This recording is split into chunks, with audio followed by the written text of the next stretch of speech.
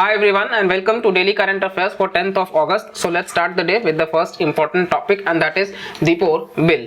तो ये आसाम में लोकेटेड है। सवाल हो सकता है दीपोर बिल कहाँ पे है, लेकिन चर्चा में क्यों है आइए ये जानते हैं। पहले तो वेरियस इनिशिएटिव्स लॉन्च किया गया है लोकल पॉपुलेशन के द्वारा ताकि जो डाइंग दीपोर बिल है एक्चुअली इसको बचाया जा सके। ठीक है, तो सवाल हो सकता है क्योंकि यूपीएससी फंड ऑफ है ऐसे क्वेश्चंस पूछने के जहाँ पे रिस्टोरेशन एफर्ट्स चलाए जाते हैं। तो चलिए यहाँ पे स्टार्ट करते हैं। बेसिकली हम इसके बारे में, ये one of the critical wetlands है ब्रह्मपुत्र वैली में जो कि लोअर असम में लोकेटेड है। ब्रह्मपुत्र वैली मतलब कि यहाँ पे आपको रिवर सिस्टम में ब्रह्मपुत्र भी पढ़ना पड़ेगा। इसी के साथ साथ में आप देखोगे तो ये स्टेट का इकलौता रामसर साइट है जिसको 2002 में डिक्लेयर करा गया था। Besides being a significant area जो कि माइग्रेटरी बर्ड्स के लिए ये काफी इंपॉर्टेंट है। चलिए ये आप देखोगे तो एक पैच भी बनाता है एलिफेंट मूवमेंट के लिए और साथ साथ में आप देखोगे तो इसको वाइल्ड लाइफ सेंचुरी भी डिक्लेयर किया गया है। नेक्स्ट हम बात कर लेते हैं यहाँ पे इसको क्या थ्रेट है जी।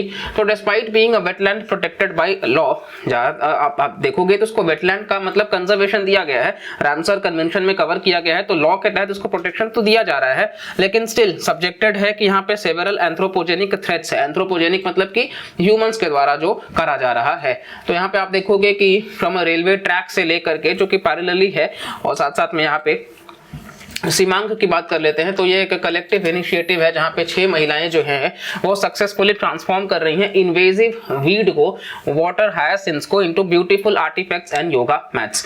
तो ये आप सीमांक जो है देखिए, यूपीएससी इज ऑल अबाउट कि आप चीजों को कहां लर्न कर रहे हो और कहां फिर आप उसको एनफोर्स कर रहे हो। तो अब आप इसको मेंस में लिख सकते हो कि किस तरीके से विमेन एम्पावरमेंट के लिए कि आप देखेंगे यहाँ पे 6 महिलाएं ही हैं तो इनका रोल कितना बेहतर इन्होंने निभाया है।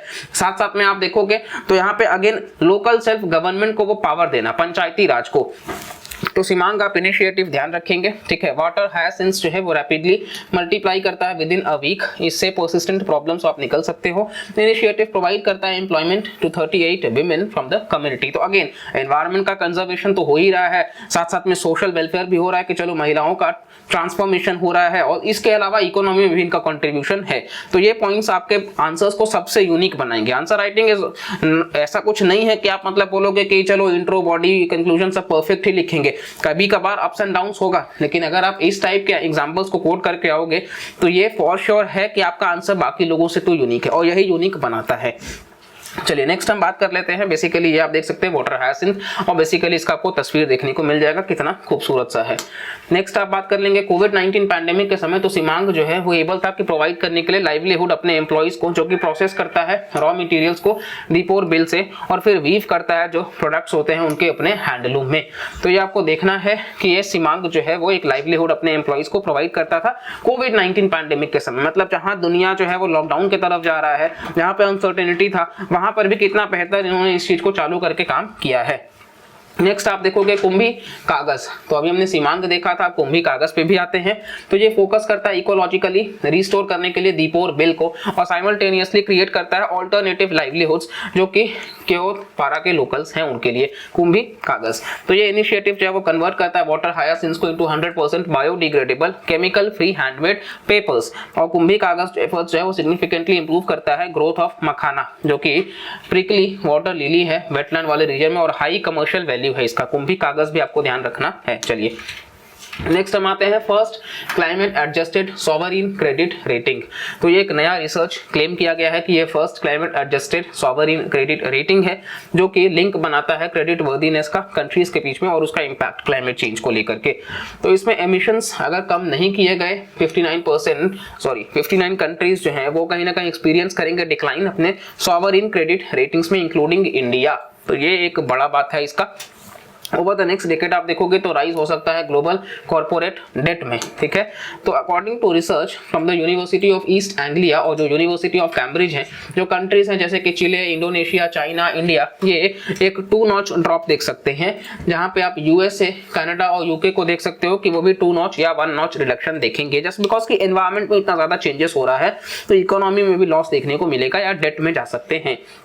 एग्जाम्पल्स हमको पता है कि कहीं ना कहीं हर साल हम खुद भारत में फील करते हैं, एक्सपीरियंस करते हैं कि कितना बड़ा इकोनॉमिक लॉस भी होता है एनवायरमेंट की वजह से। रिजल्ट्स आप देखोगे कि नेशनल इकोनॉमीज जो है वो डाउनग्रेड कर जाते हैं जब तक कि एक्शन ना लिया जाए इस एमिशन को कम करने के लिए। स्टडी सजेस्ट करता है कि हमें अडेयर करना चाहिए पेरिस क्लाइमेट एग्रीमेंट को, जहाँ पे टेम्परेचर्स को 2 डिग्री सेल्सियस से कम करने की बात हुई थी, ठीक है, प्री इंडस्ट्रियल लेवल से। और कोई शॉर्ट टर्म इम्पैक्ट जो है वो मतलब आपको देखने को मिलेगा कि एक सॉवरेन क्रेडिट रेटिंग का तो नहीं होगा, लेकिन लॉन्ग टर्म इफेक्ट काफी ज्यादा होगा और उसको मिनिमम रखना होगा। सिग्निफिकेंस आप देखोगे तो ये गैप को ब्रिज करता है क्लाइमेट साइंस और रियल वर्ल्ड फाइनेंशियल इंडिकेटर्स का। सॉवरेन क्रेडिट रेटिंग की बात कर लेते हैं तो ये एक इंडिपेंडेंट असेसमेंट है जहां पे जो क्रेडिट वर्दीनेस है एक कंट्री का वो बढ़ता है, सॉवरेन क्रेडिट रेटिंग, ठीक है, क्रेडिट वर्दीनेस एक कंट्री का उसके हिसाब से।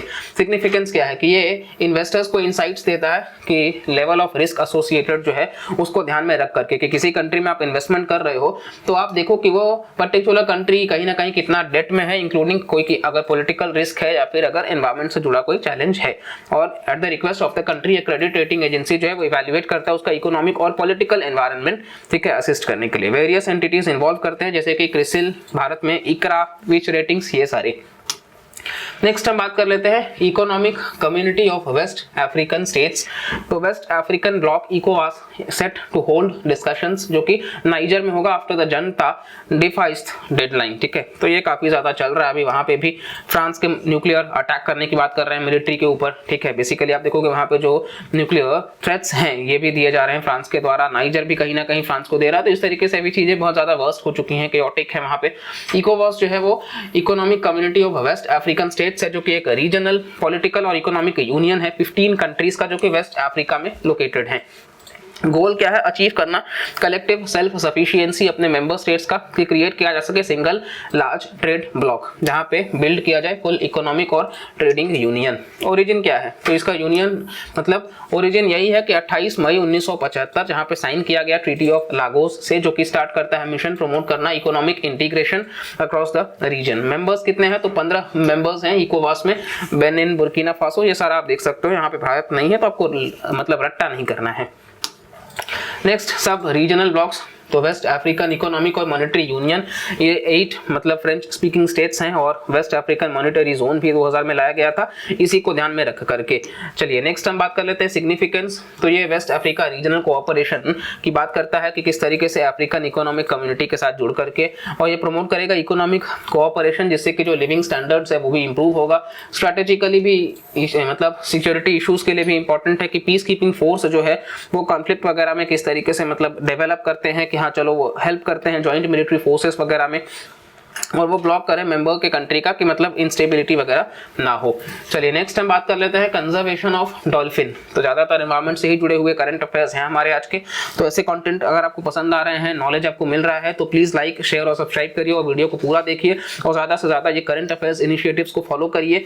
इससे आपका स्टैटिक और करंट दोनों कवर हो रहा है। तो प्लीज आप इस चैनल को और इस वीडियो को ज्यादा से ज्यादा पसंद करिए और ज्यादा से ज्यादा लोगों तक शेयर करिए। बाकी भी आपकी तरफ से कुछ सुझाव है तो आप जरूर बता सकते हैं, लेकिन चैनल पे बाकी भी आपको कंटेंट मिल जाएगा तो आप उससे भी जोड़ करके इंफॉर्मेशन ले सकते हैं। चलिए तो आज पर स्टडीज जो कंडक्ट किया गया है रिवर डॉल्फिन के ऊपर, जो पॉपुलेशन है गैंजेटिक रिवर डॉल्फिन का। गैंजेटिक रिवर डॉल्फिन अगर आपको ध्यान होगा तो ये हमारे भारत देश का नेशनल एक्वाटिक एनिमल भी है। साथ साथ में आप देखोगे जो मेन स्ट्रीम गंगा है उसी के लिए जाना जाता है। हालांकि डिक्लाइन हो रहा है क्योंकि इनकी ट्रिब्यूटरीज वगैरह जो है आपको देखने को मिल जाएगा, गंगा काफी पोल्यूटेड होती जा रही है, तो इसकी वजह से कंजर्वेशन की बात करी जा रही है। नाउ गैंजेस रिवर डॉल्फिन इकलौता फ्रेश वाटर में रहने वाले हैं और ये ब्लाइंड होते हैं। जब ये आगे बढ़ते हैं तो सुसु का आवाज भी मतलब ये करते हैं। तो आप देखोगे कि ये सिर्फ और सिर्फ फ्रेश वाटर में रहने वाले इकलौता गैंजेटिक रिवर डॉल्फिन ही है, क्योंकि इसके अलावा आप देखोगे इंडस है, तो इंडस जो है आपको देखने को मिल जाएगा कि वो पाकिस्तान का इवन वो एक्वाटिक एनिमल है, और पंजाब राज्य जो भारत का है उसका भी है, और इरावड्डी डॉल्फिन भी है जो कि म्यांमार में है, लेकिन ये दोनों ब्रैकिश में भी रह सकते हैं, लेकिन गैंजेटिक इकलौता फ्रेश वाटर में। और ये हंट करते हैं बाय एमिटिंग अल्ट्रासोनिक साउंड्स, और ये बाउंस करते हैं फिश के ऊपर और बाकी प्रे के ऊपर, और ये देख पाते हैं अपने माइंड में एक इमेज बना करके, ठीक है। सबसे बड़ी बात तो ये कि ब्लाइंड होने के बावजूद ये अपने माइंड में एक इमेज बनाते हैं उस साउंड से, और फिर उसके बाद उस पर काम करते हैं, ठीक है। तो हमें भी एग्जाम के लिए उसी तरीके से है कि माइंड में एक बार फोकस बना लेना और अपने एफर्ट के लिए मतलब उस चीज को हासिल करने के लिए लगातार एफर्ट देना है। नेक्स्ट डिस्ट्रीब्यूशन आप देखोगे तो 7 राज्यों में है, असम, उत्तर प्रदेश, मध्य प्रदेश, राजस्थान, बिहार, झारखंड और वेस्ट बंगाल, मतलब गंगा जहां से फ्लो होती है। हैबिटाट में आप देखोगे तो अपर गंगा रिवर जो है उत्तर प्रदेश का, चंबल रिवर मध्य प्रदेश का, मध्य प्रदेश और उत्तर प्रदेश के बीच में, और चंबल वाइल्ड लाइफ सेंचुरी भी है जहां पे आप देखोगे कि राजस्थान भी इन्वॉल्व हो जाता है यूपी एमपी के साथ में। घाघरा और गंडक रिवर्स भी हैं जहां बिहार और उत्तर प्रदेश आ जाते हैं। गंगा रिवर जो वाराणसी से पटना तक है उत्तर प्रदेश और बिहार को जोड़ते हुए, सोन और कोसी जो बिहार का सौरो भी कहते हैं, ब्रह्मपुत्र फ्रॉम सादिया देखोगे आप अरुणाचल प्रदेश के फुटहिल से, और धुबरी जो कि बांग्लादेश वाले बॉर्डर पे, और कुल्सी रिवर एक ट्रिब्यूटरी है ब्रह्मपुत्र रिवर की जो कि मतलब आइडियल हैबिटाट्स है इस डॉल्फिन का। अच्छा, प्रोटेक्शन स्टेटस क्या है, तो आईयूसीएन में एंडेंजर्ड है, ये आपको ध्यान रखना है, तीनों ही आईयूसीएन में एंडेंजर्ड है, तो अलग से कुछ नहीं याद करना है। वाइल्ड लाइफ प्रोटेक्शन एक्ट के 1972 में शेड्यूल 1 में है। साथ साथ आप देखोगे गवर्नमेंट एफर्ट्स क्या है, तो गंजेटिक रिवर डॉल्फिन जो है वो डेजिग्नेटेड है as the national aquatic animal India का, ऑलरेडी हमने आपको बताया। मिनिस्ट्री जो है वो इंक्लूड करता है गंजेटिक रिवर डॉल्फिन को कि जो 22 क्रिटिकली एंडेंजर्ड स्पीशीज है उनमें से एक इसको रखा जाए ताकि फाइनेंशियल असिस्टेंस मिल सके राज्यों को under the centrally sponsored scheme जो डेवलप करने से जुड़ा हुआ wild life habitats. Important habitats में आप देखोगे तो नोटिफाई करना प्रोटेक्टेड एरियाज जैसे कि विक्रमशिला डॉल्फिन सेंचुरी जो कि बिहार में है और इकलौता ये है सेंचुरी डॉल्फिन से जुड़ा हुआ। कॉम्प्रिहेंसिव एक्शन प्लान भी है कि इसको ध्यान में रख करके काम किया जा सके। साथ साथ आप देखेंगे तो इंडस रिवर डॉल्फिन की भी बात यहाँ पे करी जा रही है जो कि lower parts of the Indus river में आपको देखने को मिल जाएगा पाकिस्तान के, और रिवर बियास जो कि एक ट्रिब्यूटरी है और पंजाब वाले रीजन में भारत के। अमेज़न रिवर डॉल्फिन भी है जो कि यूनिक फ्रेश वाटर स्पीशीज है जो कि सिर्फ साउथ अमेरिका में पाई जाती है। ठीक है, भारत के केस में इरावदी भी आता है, तो इरावदी मैराइन और ब्रैकिश, इसीलिए आपको हम बताएं कि गैंजेटिक ही है जो सिर्फ फ्रेश वाटर में है। ये इरावदी ब्रैकिश में आपको देखने को मिल जाएगा और ये फ्रेश वाटर में भी रह सकते हैं जो कि साउथ ईस्ट जो कि आप देखोगे म्यांमार का पार्ट है। फिर यांगजे फिनले पोर्पोइज, तो ये इकलौते फ्रेश वाटर पोर्पोइज है वर्ल्ड में, तो ये आप ध्यान रख सकते हैं यांगजे फिनलेस पोर्पोइज का। और फिर है टकूसिस, तो बेसिकली ये ओवरलैप करते हैं अमेज़न वाले रेंज में, और साथ साथ में उसी का जो रिवर बेसिन है, तो टकूसिस आपको वहां पे साउथ अमेरिका में देखने को मिल जाएंगे। तो नेक्स्ट यहाँ पे हम बात कर लेते हैं basically ASEAN India science and tech development fund का। तो ये रिसेंट मीटिंग होता है गवर्निंग काउंसिल का जहाँ पे जो आसियान और इंडिया के जो science and technology development fund बनाने की बात होती है, इस इंपॉर्टेंस को हाईलाइट करना कि किस तरीके से रीजन में प्रॉस्पेरिटी लाई जा सकती है। इसको लाया गया था 2008 में जहां पे मिनिस्ट्री ऑफ एक्सटर्नल अफेयर्स और department of science and tech दोनों ही इन्वॉल्व हैं। सपोर्ट करता है R&D को, रिसर्च एंड डेवलपमेंट को, प्रोजेक्ट्स और एसोसिएटेड डेवलपमेंटल एक्टिविटीज।